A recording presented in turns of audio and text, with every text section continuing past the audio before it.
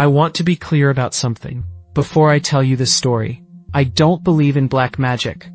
I didn't believe in it the morning my daughter stopped breathing for the third time, for no medical reason. I didn't believe in it when my husband lost his job, his business, our house, in the space of 4 months. I didn't believe in it when I found what was buried under our front doorstep. But I believe in results, and what happened to her after I found the woman who knew how to answer, produced results I cannot explain in any other way. I won't tell you which of us is still alive. I'll let you decide what that means. My name is not important. What is important is this. 3 years ago my family had everything.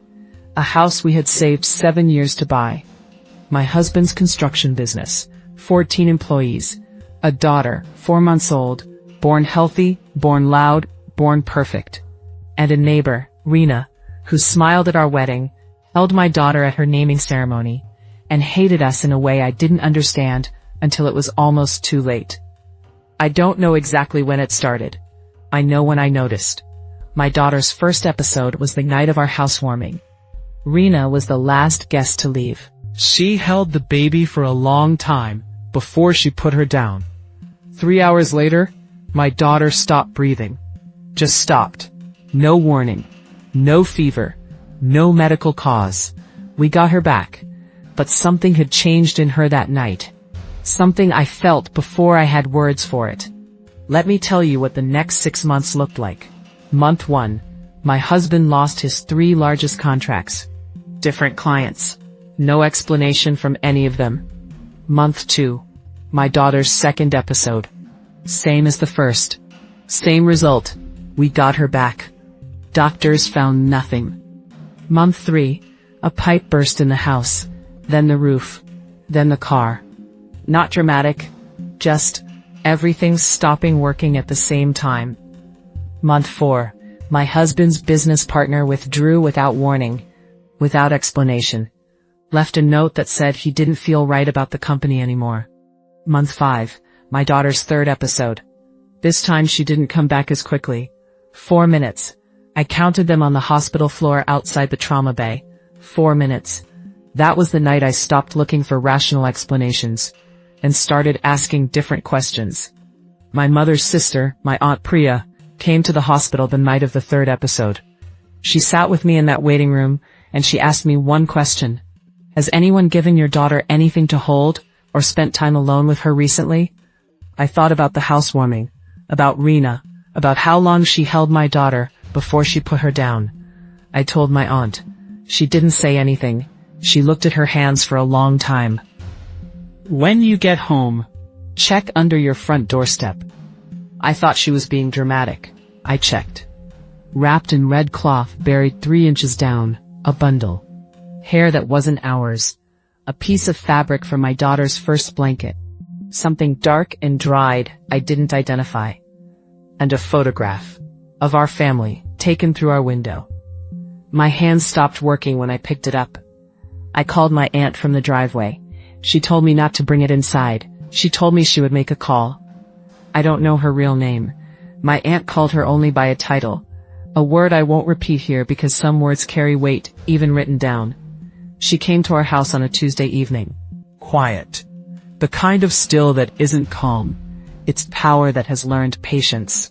She looked at what was buried for a long time without touching it. Then she told me what it was. She told me who had made it. She told me how long it had been there. And she told me what it would take to answer it. I want to be clear about what I asked her to do. I did not ask her to harm Reena. I asked her to return what Reena had sent. All of it, every piece, back to the source. She looked at me for a long moment. Then she said, "Returned things always land harder than they were thrown." I said, "I know. I will not describe the details of what happened over the following weeks. I will tell you what I observed, what I could see from my kitchen window. Reena's car didn't move from the driveway for 11 days. Her daughter, who had visited every weekend, stopped coming. Her lights stopped going on at the times they always went on. On day 14, an ambulance came. On day 17, a removal company. On day 20, her house was empty. Since the day I found what was buried under my doorstep. My daughter has not had an episode since. My husband's business rebuilt in 18 months. We are still in the same house, and under our front doorstep now, placed there by the old woman on her last visit, is something she put there. A protection, she called it. She said as long as it stays, nothing sent with bad intention will cross our threshold again. I have not looked at it. I don't need to. I told you at the beginning, I don't believe in black magic. That's still true in a way.